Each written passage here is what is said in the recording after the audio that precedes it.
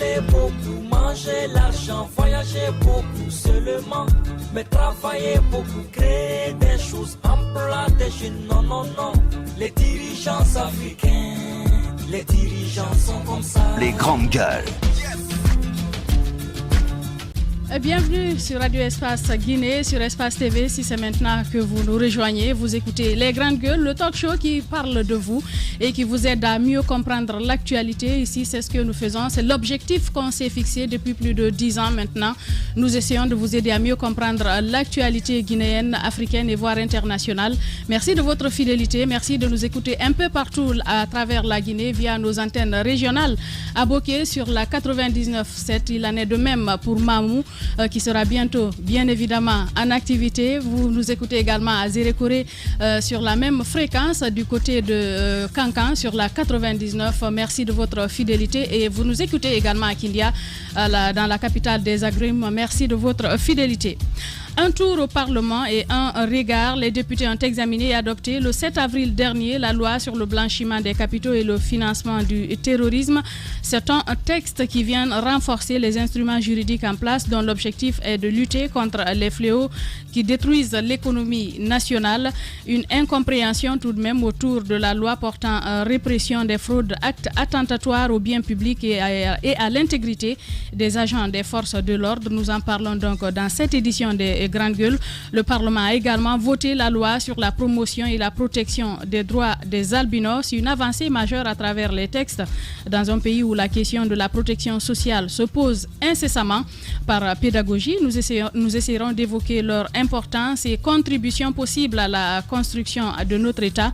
Notre invité, honorable Samouka Berete de la Commission des lois, reviendra aussi sur l'actualité à Kouroussa où les violences ont fait le 16 avril dernier. Vous vous rappelez, 2 morts. Il sera donc avec nous en studio. D'autres sujets, bien évidemment, viendront meubler cet autre numéro des Grandes Gueules.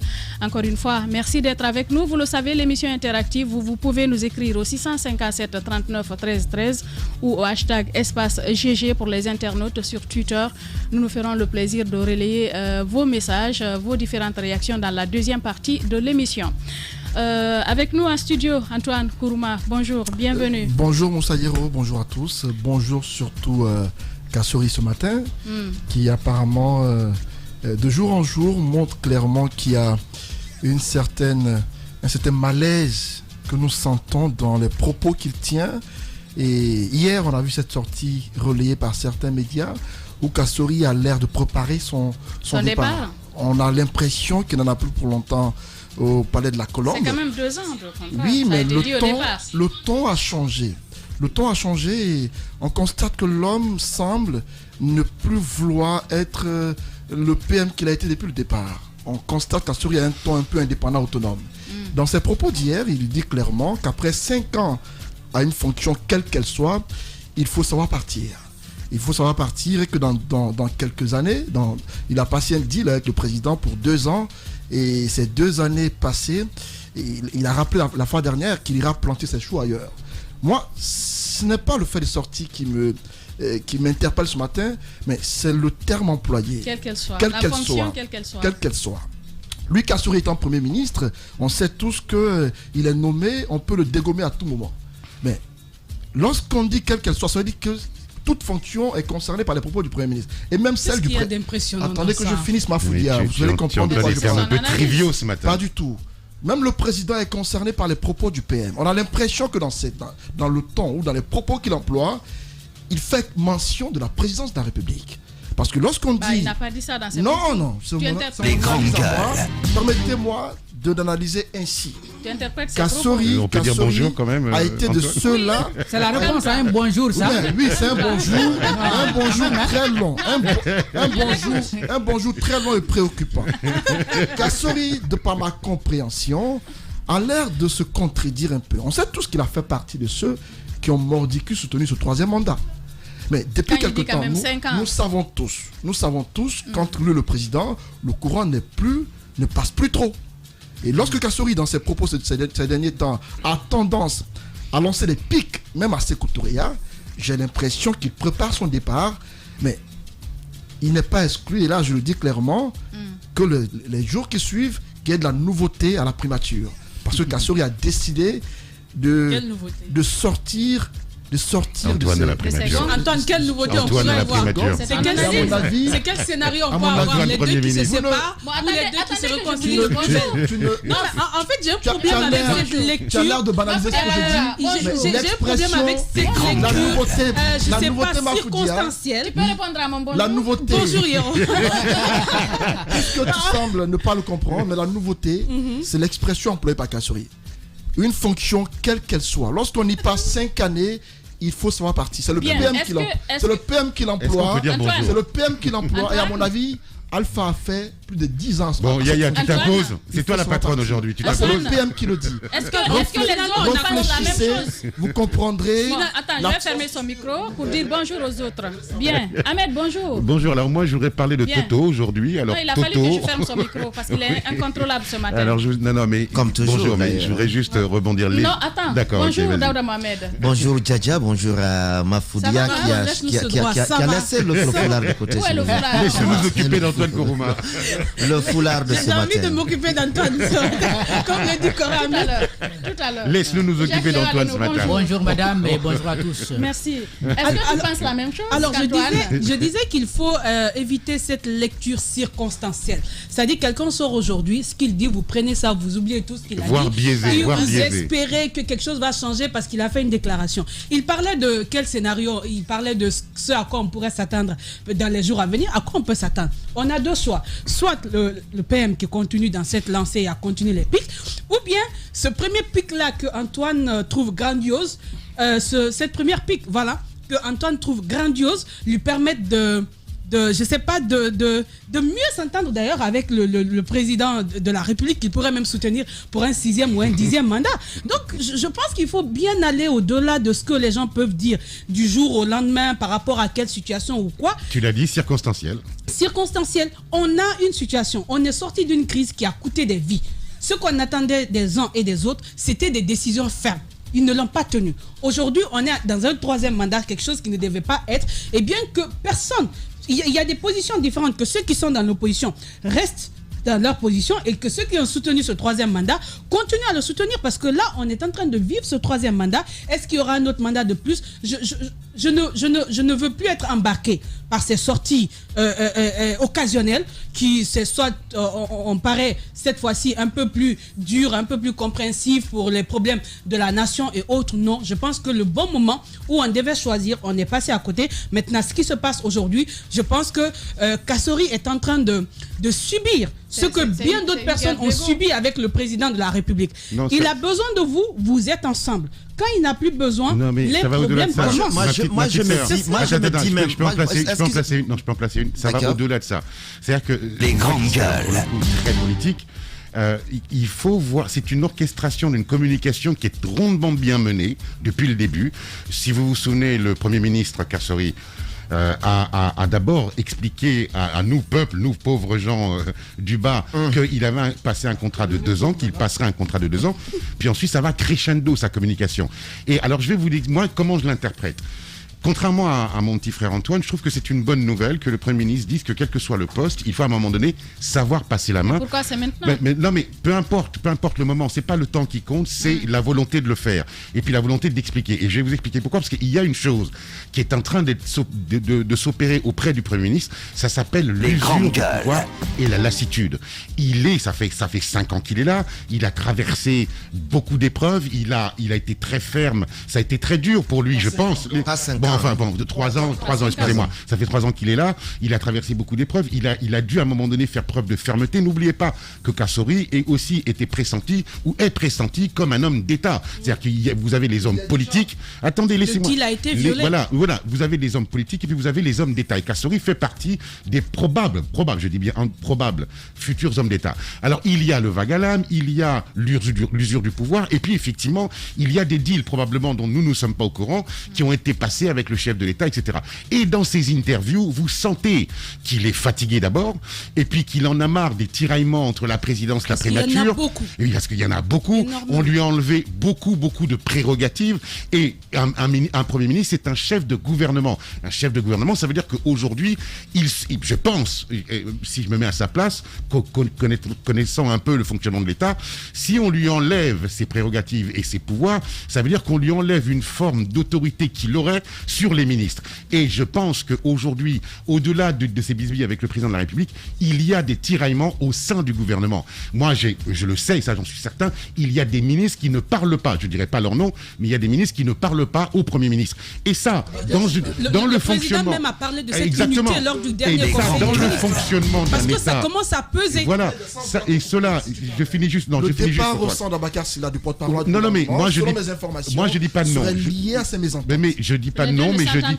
Non, mais je dis pas de non, je dis juste qu'il y a des ministres, et ça c'est pas normal dans un État dit normal et dans un gouvernement, qui n'adressent pas la parole au Premier ministre. Donc cela veut dire que Kassori aujourd'hui est en train, mais à juste titre, c'est de la politique, est en train petit à petit de prendre son indépendance et du recul et des distances vis-à-vis de ce qu'il a soutenu hier. C'est de la pure politique politicienne.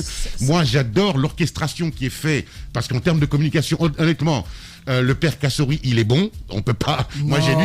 Attendez, j'ai lu. Mais non, mais on peut dire de quelqu'un. Pas être bon, ça. Attendez, on peut dire de quelqu'un qu'il est bon sans forcément être dans l'allégeance. Il faut lire l'interview. Il faut lire l'interview de Kassori dans le Jeune Afrique. Il faut vraiment la décortiquer et vous verrez que chaque mot, je dis bien chaque mot, chaque virgule a été pesé à mon avis et bien choisi. Sauf que ça n'a pas de sens. Mais ça c'est toi qui le dis. Mais enfin, Antoine, tu te rends compte, ça n'a pas de sens. Ça a tout le sens justement. Non mais c'est incroyable. Du haut de tes 30 ans, tu es en train de nous dire que ça n'a pas de sens. Non mais quelle prétention. Non mais Antoine, mais quelle prétention. C'est si ça n'avait pas de sens, tu aurais permis quand même que je dise bonjour aux autres. Le moment choisi pour le dire, à mon avis, c'est un moment qui ne s'y est pas du tout. Mais il a atteint son objectif. C'est tout, il l'a atteint. L'objectif est atteint parce que tu en parles ce matin. Oui, voilà, la preuve, exactement. Non, mais c'est une vérité, parce que quand il dit que ça n'a pas d'importance et qu'il s'attarde là-dessus, je comprends bien qu'il a juste voulu nous maintenir là. Mais moi, aujourd'hui, ce n'est pas que le Premier ministre ait dit... Non, ouais, il nous a embarqués. On est tous embarqués. Il nous a embarqués parce qu'il nous amène à nous intéresser à ce à quoi on ne devait plutôt pas s'intéresser, parce que le Guinéen aujourd'hui a d'autres problèmes. Ce ne sont pas leurs guéguerres qui nous intéressent. Ce ne sont pas leurs mésententes qui nous intéressent. Aujourd'hui, le Guinéen lambda est en train de traverser des moments difficiles, des moments durs.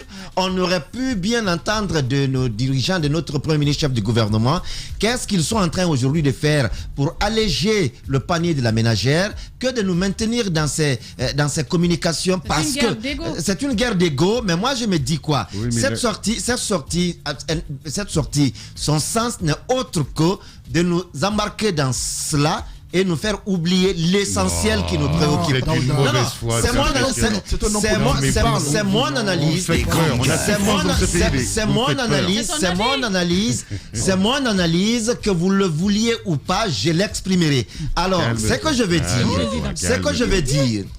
dire, aujourd'hui, ce ne sont pas ces guéguerres. Ce ne sont pas ces guéguerres qui nous intéressent. On est bien dans les grandes gueules. Ce ne sont pas ces guéguerres qui nous intéressent. Nous, ça nous intéresse. Aujourd'hui, on nous fait oublier les souffrances que nous sommes en train de vivre aujourd'hui.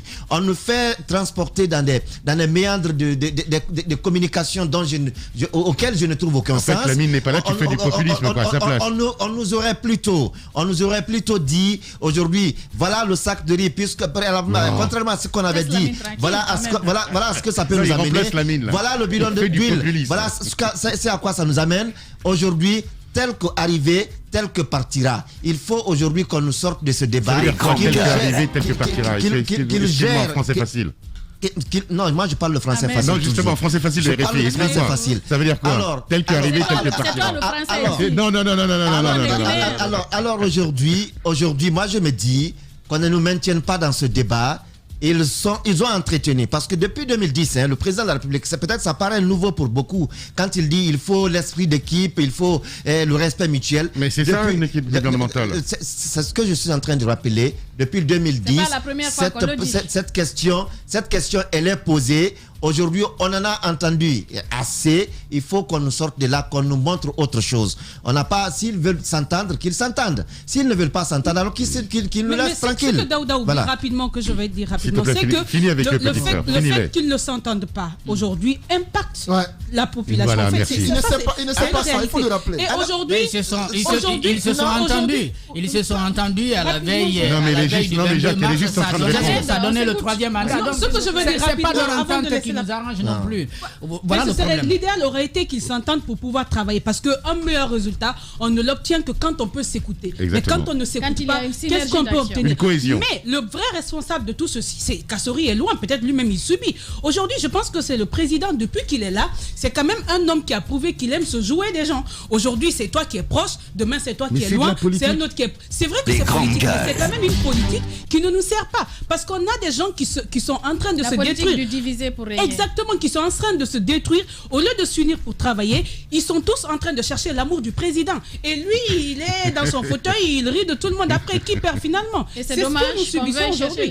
Donc finalement, c'est quelle politique? Jacques, pour clore là-dessus. Je pense que tout simplement l'équipe a été faite comme une salade avec des ingrédients qui ne sont pas en harmonie. Donc il n'y a pas de compatibilité. Vous avez des gens qui hier ont quand même combattu le président actuel. Il y en a d'autres qui étaient des fervents militants du RPG. Il y a d'autres qui n'étaient pas forcément fervent militant du RPG, mais qui avait des amitiés avec le président Alpha Condé. Vous mettez toute cette équipe ensemble et après c'est comme si le Premier ministre il est là avec ses propres adversaires et il est appelé à conduire, n'est-ce pas, la politique du président de la République. Ça ne peut pas marcher et il faut bien noter qu'il y a, n'est-ce pas, le gouvernement bis qui est à la présidence de la République qui gère l'essentiel, n'est-ce pas, des actions qui sont dévolues.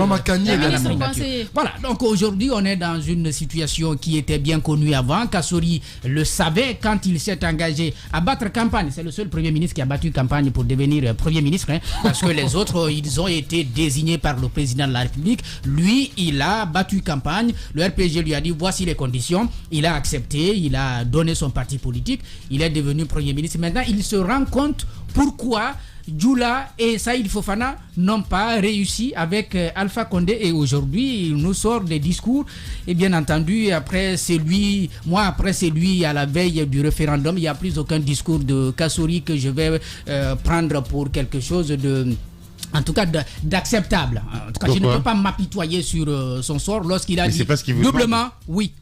C'est pas ce qu'il peut changer. Juste pour terminer. 30 secondes, vraiment 30 secondes. En fait, ce qui est marrant, c'est que vous êtes en train d'interpréter à votre manière, tous ici, à part ma petite sœur, une communication. Attendez, une communication. Mais tant mieux. Je suis très honoré que vous me souteniez pas. Non, mais ça veut dire que j'ai vraiment une vision différente de la vôtre. Bref, donc on finit 30 secondes. Tu m'as donné 30 secondes. Donc je vais vous dire une chose. Kassory se fout de vos avis, mais complètement. Ici, je vous le dis. Je vais vous dire, Kassory est en train d'orchestrer une communication à l'interne et vis-à-vis de l'international. Il y a, encore une fois, je le répète, il y a des phénomènes en politique qui sont immuables, qui s'appellent l'usure du pouvoir. Mais on n'est pas naïf. Laisse-moi finir. Non, mais que tu sois pas naïf, il ne faut pas se faire la question. Encore une fois, mon cher Jacques, c'est pas la question. C'est-à-dire, Jacques, je me bats pour un troisième mandat. Le troisième mandat produit des conséquences. Et je veux me retirer, je sors une communication. Comme le dit ma petite sœur. Il y a beaucoup de naïfs dans le pays qui vont l'accepter comme ça. Mais jamais ça peut pas marcher. Il y a des opportunités. On n'est pas naïf. Et les Guinéens ne sont pas naïfs. Ils le savent. Il y a des opportunités circonstancielles en politique. Et l'opportunisme en politique, c'est une des plus grandes qualités qu'un homme politique puisse avoir. Donc Kassory a défendu le troisième mandat par opportunisme et ça s'appelle de la politique. Aujourd'hui, il a besoin de prendre ses distances parce que... Et il essaie de redorer son blason par opportunisme. Mais peu importe. Après, vous savez quoi? Est-ce qu'il est en train de prendre la distance? Je vais vous dire... Ça, c'est des mots fourre-tout. Ça veut rien dire. Est-ce qu'il est en train de prendre sa distance? Vous avez certainement lu cette interview, Kassory est en train de tester le peuple. Et vous y compris, on est tous en train de tomber dans le panneau. La preuve, ça fait un quart d'heure qu'on discute dessus. Donc il est en train... Et donc ça prouve que sa communication est en train de passer. C'est pas Kassory, on parle du Premier ministre. Est-ce que... Pardon, monsieur le Premier ministre. Voilà. tu veux. Monsieur le Premier ministre Kassori est en train de nous tester et nous sommes tous en train de tomber dans le panneau. Et c'est, attends, laisse-moi finir. Et c'est de bonne guerre. Maintenant, je vais vous dire une chose. Ça va être aux couillons que nous sommes d'y adhérer ou pas. Lui, il est en train. Mais oui, mais lui, tu sais, il y a un dicton. Si tu singularises, les couillons que nous sommes. Avec le doigt sur le bout. Je vais vous dire une chose. Je vais finir là-dessus. Il y a un des plus grands écrivains en politique que j'adore, qui s'appelle George Orwell, qui a dit une phrase qui est célèbre. Un peuple qui est l'idée renégat des corrompus et des traîtres n'est pas victime, point, il est complice. Alors moi, je vais vous dire une chose. Le Premier ministre, puisqu'il faut parler du Premier ministre, tu veux dire que le peuple de Guinée mérite son sort? De toute façon, le peuple de Guinée mérite les dirigeants qu'il a. Ça, c'est une évidence. Je finis. Il y a des gens qui ont perdu la vie en s'opposant. On ne parle pas de ça. Ne viens pas. Ils se sont battus. Attendez, il a fait plus de 30 secondes là. Ne viens pas. Oui, mais parce que vous ne me laissez pas parler.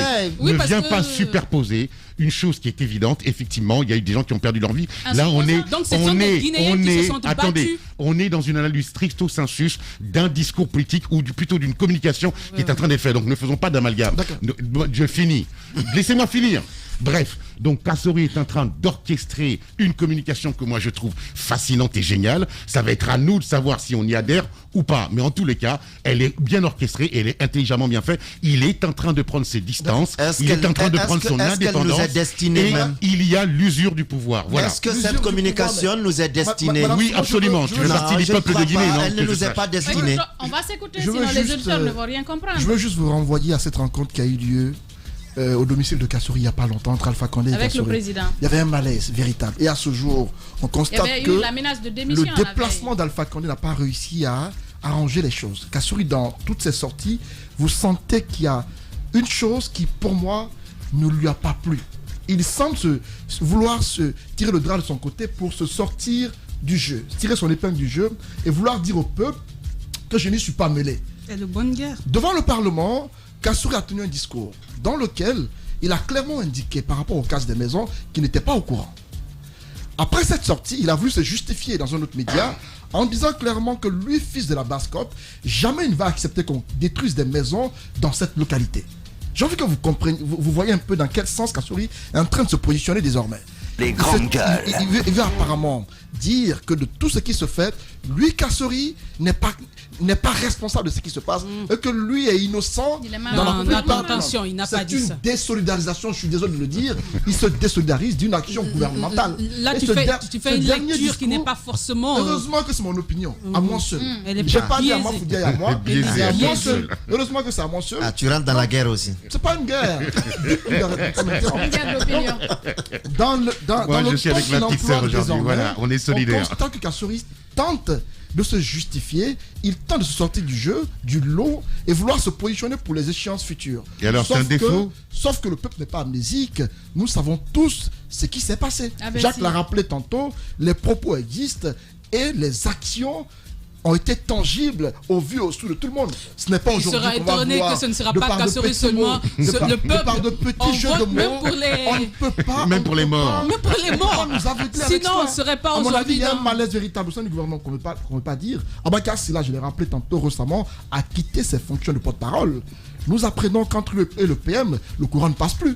Mamakani, j'aime bien quand il dit nous apprenons. Mamakani Diallo, qui est à la coopération, au plan, Mamakani, nous savons tous qu'entre elle et le PM, il n'y a pas grand chose. Le courant ne passe pas. Même la dernière réaction de Kassori vis-à-vis d'Alpha Condé, c'était lié à Mamakani Diallo. Donc, il y a des éléments du gouvernement que nous connaissons aujourd'hui qui ne traitent pas avec Kassori directement, qui sont directement liés à Sékou Touré. Ça, c'est pas la faute à Kassori.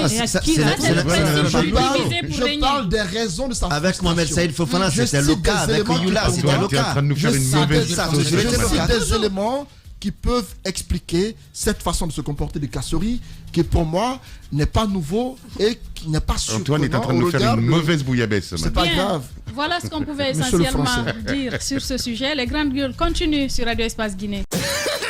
On fait moins sa maline maintenant, hein. Allez, tiens, ça c'est pour les gâteaux brûlés. Et ça c'est pour les éviers bouchés. Et ça c'est... T'as pété un boulon ou quoi? Je t'avais demandé de refaire la cuisine, pas de la détruire. Mais non, t'inquiète pas. Ce modèle d'annonce, il n'y a que Adafo Média pour le faire. Pour toute information, contactez-nous 628 06 06 60. Adafo Média, et si vous commenciez maintenant? Liberté de temps et d'opinion, vous avez dû le constater. C'est cela aussi, les grandes gueules. Merci à tous de nous écouter à l'international. Un tour au Parlement et un regard. Les députés ont examiné et adopté le 7 avril dernier la loi sur le blanchiment des capitaux et le financement du terrorisme. C'est un texte qui vient renforcer les instruments juridiques en place dont l'objectif est de lutter contre les fléaux qui détruisent l'économie nationale. Une incompréhension tout de même autour de la loi portant répression des fraudes, actes attentatoires aux biens publics et à l'intégrité des agents des forces de l'ordre. Nous évoquons ce sujet ce matin. Bien entendu, on aura pour invité Samouka Berete, il est député uninominal de Beila. Nous parlerons bien d'autres sujets avec lui, mais nous continuons le cours de cette émission. Paralysie donc de l'appareil judiciaire. Djuldé, le doyen Djuldé passera encore quelque temps en prison. Jacques Lewa Leno. Oui, c'est aujourd'hui le 28 avril en principe que la Cour devrait statuer ou disons délibérer sur le cas Djuldé, parce que la dernière fois le procureur avait requis 5 millions de francs guinéens d'amende. Et puis les avocats voudraient tout simplement qu'il ne soit pas reconnu coupable. Ce qui est sûr, dans l'un ou l'autre cas, Amadou Djuldé Diallo aurait pu être libéré aujourd'hui. Sauf qu'avec la grève des avocats, j'ai échangé avec un de ces avocats ce matin, la grève des huissiers, donc qui bénéficie de l'accompagnement donc du boycott des avocats en solidarité. Aujourd'hui, il n'y aura donc pas de procès. Amadou Djuldé va donc devoir patienter encore en prison jusqu'à ce qu'il y ait, n'est-ce pas, un dénouement à la crise actuelle. Mais au-delà d'Amadou Djuldé, il y a beaucoup d'autres prisonniers. On m'apprend qu'il y a aussi le procès en appel de Madic Sans Frontières qui était aussi prévu aujourd'hui. Il y a Souleymane Kondé qui devrait comparaître, d'autres, sans compter d'autres anonymes qui sont en prison, qui attendent de savoir leur situation.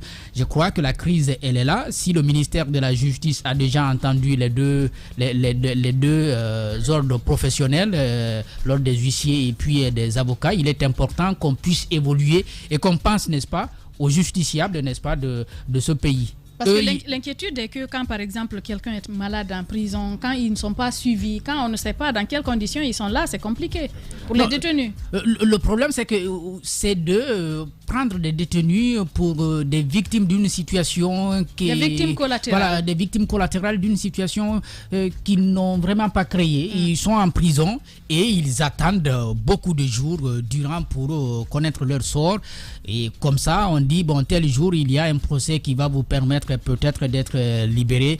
Voilà une crise qui s'annonce. Vous ne pouvez pas sortir. C'est vraiment dommage. Bien, allez-y, Mafouria. Je sais qu'il y a une rencontre qui est prévue, par exemple, aujourd'hui, pour pouvoir tabler sur cette question. Mais en plus, mais ce qui me préoccupe, hier, on posait la question à notre invité, je crois que c'était Maître Zézé. Kalivogui, voilà. Qui, lorsque je lui ai demandé, est-ce qu'on peut s'attendre à ce que du côté du département, on puisse trouver une solution? Parce que le nœud du problème, c'est lié à ce document dont on donne l'autorisation aujourd'hui au procureur de délivrer. Est-ce que le ministre, quelle que soit la volonté, parce que lui-même, il a parlé de cette volonté. Donc, si la volonté existe et qu'il y a un fait déjà, qu'est-ce qui peut expliquer le fait que ça reste coincé? Est-ce que ça veut dire que le ministre, quelle que soit la volonté, il ne peut pas intervenir sur cette question-ci? Pourtant, c'est le nœud du problème. Donc, qui va finalement intervenir?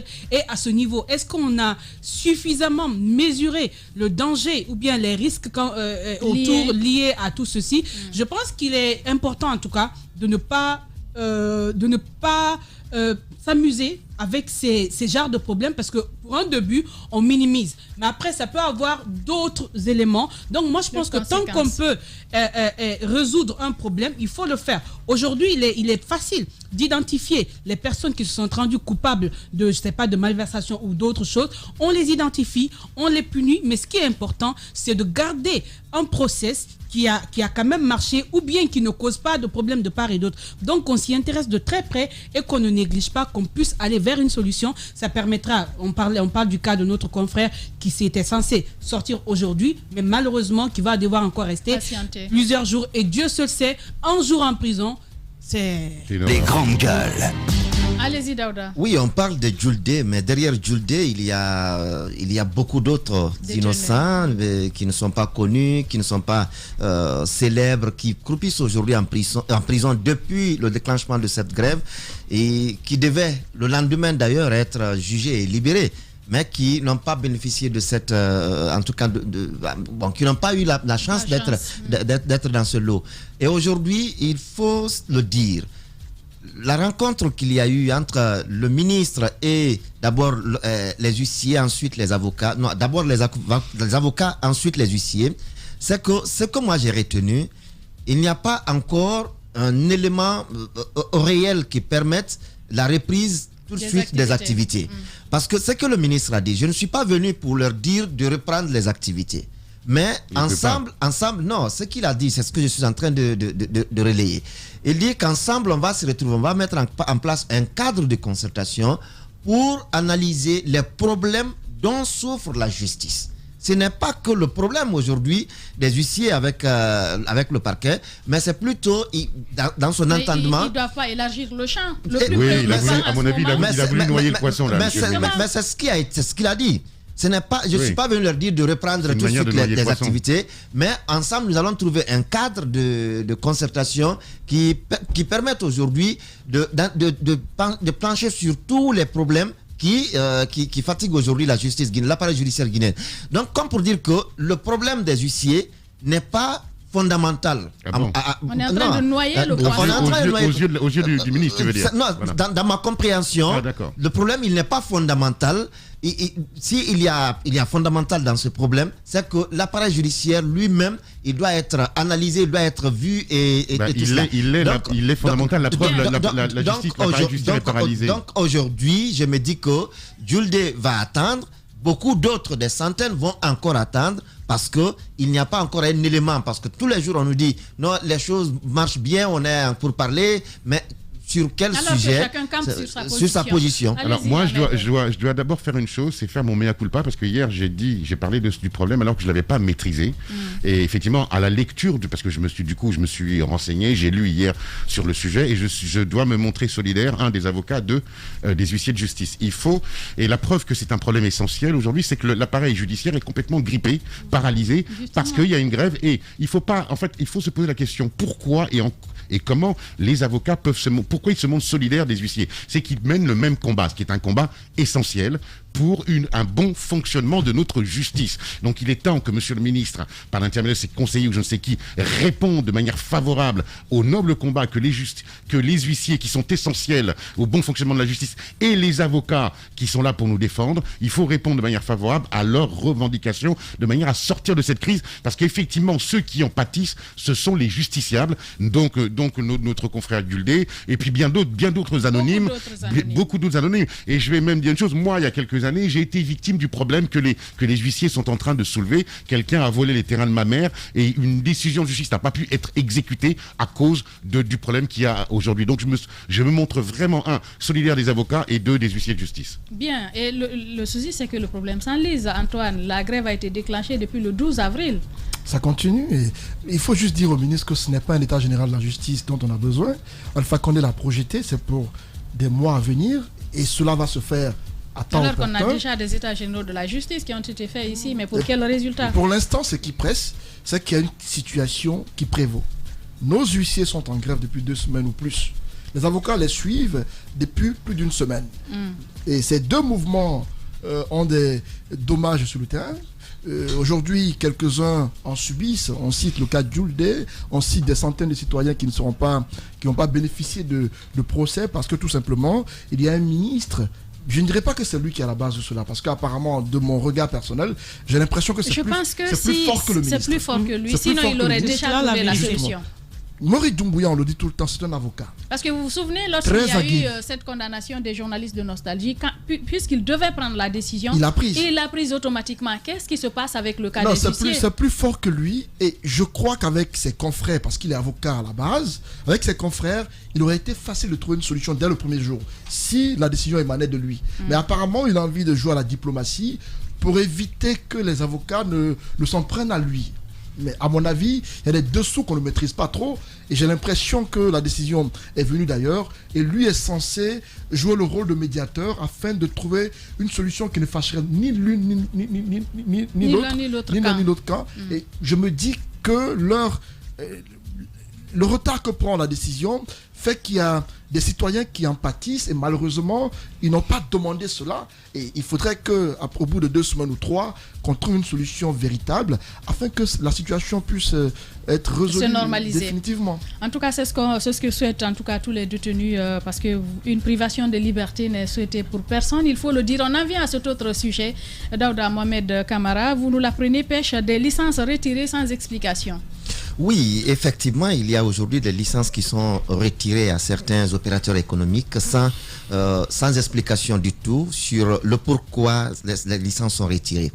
Maintenant, il faut remonter d'abord à 2013. On a vu ici qu'il y a eu des activités qui ont été menées dans le cadre des états généraux de la pêche. Et à cela, il fallait tenir compte de tout ce qui gangrène aujourd'hui ce secteur, notamment la pêche illicite non déclarée et non réglementée. À cela, il y a eu également la mise en place du conseil d'administration de la pêche, il faut le dire. Et de l'autre côté, ce qui fâcherait ou ce qui pourrait fâcher, c'est qu'il y a le ministère et de l'autre côté, il y a le conseiller. Depuis le temps de Tatavié, par exemple, le ministre à la présidence de la République qui s'occupe de la pêche. Depuis le temps de Tatavié, Moussa Condé, il a été ministre de la pêche. On a vu qu'il y avait beaucoup de problèmes liés notamment à la pêche illicite, non déclarée et non réglementée, mais aussi le fonctionnement même, la pêche INN. Il y a eu beaucoup d'activités qui ont été menées pour réglementer cela. Jusqu'au CNSP, il faut le dire, il y a beaucoup d'actions qui ont été menées. Mais aujourd'hui, qu'est-ce qui fâche? Qu'est-ce qui inquiète dans ce secteur? C'est qu'il y a un certain nombre de groupes d'hommes qu'on pourrait aujourd'hui voir dans les couloirs de la pêche, dans les débarcadères, dans les ports et autres, qui sont à la base d'un certain nombre de malversations, d'un certain nombre de comportements qui ne permettraient pas aujourd'hui à lutter efficacement contre la pêche INN, mais aussi permettre aux opérateurs qui y travaillent régulièrement, une équipe qui encouragerait aujourd'hui la magouille.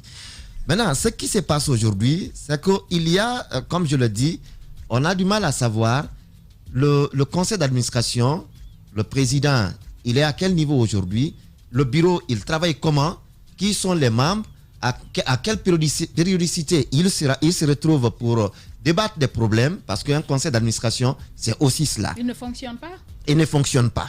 Et ce qu'on apprend du côté dans les couloirs de la pêche, le CA ne fonctionne pas aujourd'hui concrètement parce qu'on nous apprend que le numéro 1 du CA serait malade et depuis très longtemps et son adjoint et même toute l'équipe, on ne sait pas qu'est-ce qu'ils font.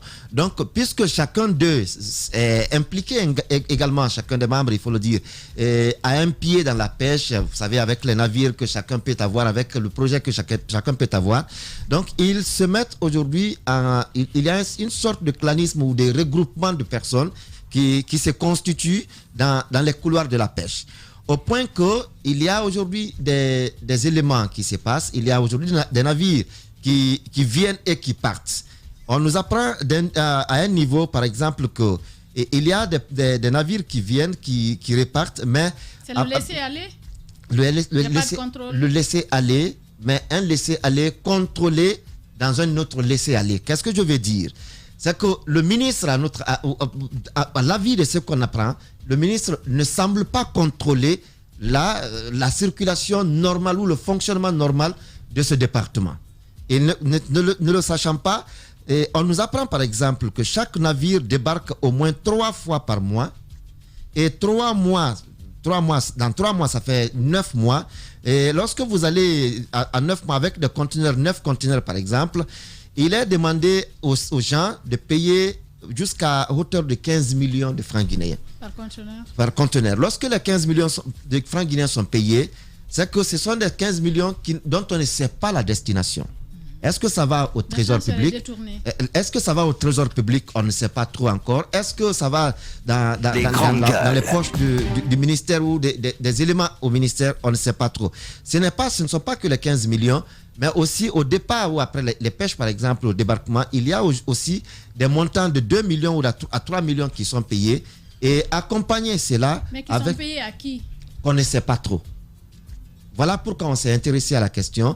On ne sait pas c'est payé à qui exactement. Est-ce que ça va au trésor public? Est-ce que ça va au conseil d'administration? Est-ce que ça va au ministre ou à son secrétaire général? Peut-être investiguer du côté du trésor. Effectivement, ce n'est qu'un bouclier qu'on lève ici pour continuer les enquêtes sur ce dossier.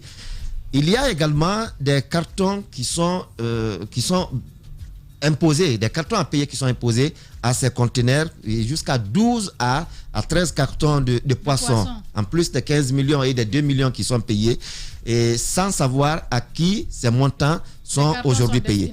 Maintenant, il y a un licenciement, une licence dont le retrait nous a intéressés. Il y a cette décision qui est adressée par monsieur le ministre à un opérateur, le PDG de la société Jigirai par exemple. Il dit: j'ai le regret de porter à votre connaissance le retrait des licences émises en faveur des navires Fuyang Yu 371, 373 et 381. Alors, et plus loin, il dit: par conséquent, je vous demande d'ordonner aux capitaines des navires de les faire rentrer immédiatement au port autonome de Conakry et de procéder au dépôt des licences originales au ministère de la Pêche, de l'Aquaculture et de l'Économie. C'est une décision, un contrôle. Non, mais ça pouvait être un contrôle. C'est pas un contrôle. Si c'est un contrôle, la licence est retirée pour un contrôle, on l'aurait mentionné au moins les motifs ou les raisons du retrait de la licence. Ce n'est pas un contrôle sous ce sens. On demande de faire en sorte que le navire se retrouve du côté du port. Je vais reprendre ce qui a été dit. Monsieur le PDG, j'ai le regret de porter à votre connaissance le retrait des licences émises. Des licences émises. C'est un retrait, ce n'est pas un contrôle. Si c'est un contrôle, la formule pourrait être autre chose. Mais ça, on peut retirer pour contrôler, n'est-ce pas? Non. Après, peut-être si les choses si on doit retirer pour contrôler, on peut le dire. On n'a pas besoin de retirer. On n'a pas besoin de retirer. On peut demander. On appelle l'opérateur et puis on échange avec l'opérateur pour lui soumettre ou pour lui dire les motifs ou qu'est-ce qu'on veut. Mais lorsque c'est sous cette forme, c'est un retrait. Comme ça a été précisé, c'est un retrait de la licence, mais sauf que derrière, on ne sait pas les raisons fondamentales de ce retrait. Et parce que nulle part. Le département, non, c'est le département qui a adressé ce courrier. Non, mais peut-être que vous pouvez aller poser des questions au département. C'est ce qu'on a tenté, mais en vain. On est rentré en contact avec un certain nombre de personnalités, notamment dans le cercle de la délivrance des licences, mais on n'a pas encore eu accès. Mais quand vous allez dans les couloirs, voilà les mécontentements. Et ce n'est pas le premier cas. Il y en a d'autres. D'autres retraits. Et en perspective aussi, il y en a d'autres parce qu'aujourd'hui, on ne sait pas trop. C'est vrai que Frédéric Loy, il est le ministre de la Pêche. Mais est-ce que derrière, il a le contrôle effectif de son département? Ce sont les questions qu'on se pose. Il faut dire que c'est un monde où il y a trop de magouilles, le monde de la pêche, parce qu'il y a beaucoup d'argent. Excuse-moi, ça commence à être compliqué parce qu'on s'aperçoit, on se pose la question si le ministre de la Justice a le contrôle de son département. Maintenant, c'est celui de la pêche. Bientôt, on va... Non, mais ça devient kafkaïen, ce gouvernement-là. Hein. Et finalement, qui contrôle quoi dans ce pays? C'est la question qu'on se pose. À suivre dans la deuxième partie. Nous nous rendrons à l'Assemblée nationale pour parler des lois, bien évidemment. Restez avec nous sur Espace TV. Sur Radio Espace Guinée, les GG pensent comme JMJ. Une presse libre se voit dans la rue. Et la rue voit vraiment si la presse est libre. Cette dialectique sociale est la levure de la démocratie. JMJ. Les GG sur Espace, tous les matins 9h-11h.